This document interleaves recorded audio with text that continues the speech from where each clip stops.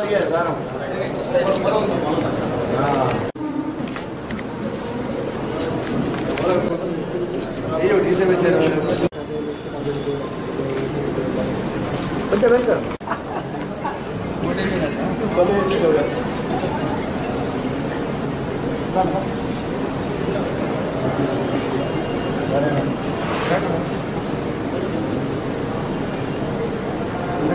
జిల్లాలో ఇప్పటి వరకు 4 లక్షల గన్నీస్ అవైలబుల్ లో ఉన్నాయి సార్. మిగిలిన గన్నీస్ కూడా. అందరికీ నమస్కారం సార్.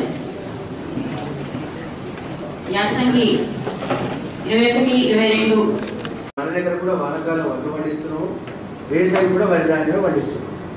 మరి 2 పంటలు పంజాబ్ లో ఉన్నప్పుడు తెలంగాణ రాష్ట్రంలో ఎందుకు కొనరు అని మనం గట్టిగా పార్లమెంట్ సభ్యులు ప్రశ్నించడం జరిగింది.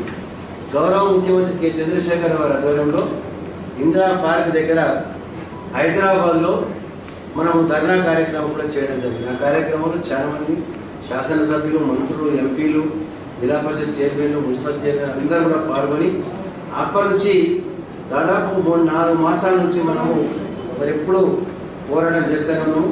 మొన్న ఢిల్లీ వరకు కూడా ఢిల్లీ 24 గంటల సమయం ఇచ్చినాము. అయినా మేము కొనలేమని చెప్పిన తర్వాత మరి పార్లమెంట్ అడిగారు, మీరు పంజాబ్ లో గోధుమలు కొంటారు కదా, మా దగ్గర వరి ధాన్యం ఎందుకు కొంటారు? మీరు బియ్యం చేసి ఇవ్వండి అని అంటారు.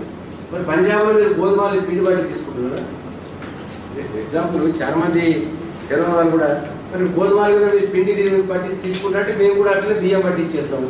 అది ఎక్కడైతే నువ్వు వచ్చిందో గోధుమలు కొంటున్నావు కాబట్టి మా దగ్గర కూడా వరి ధాన్యమే కొనాలని మేము అంటున్నాం.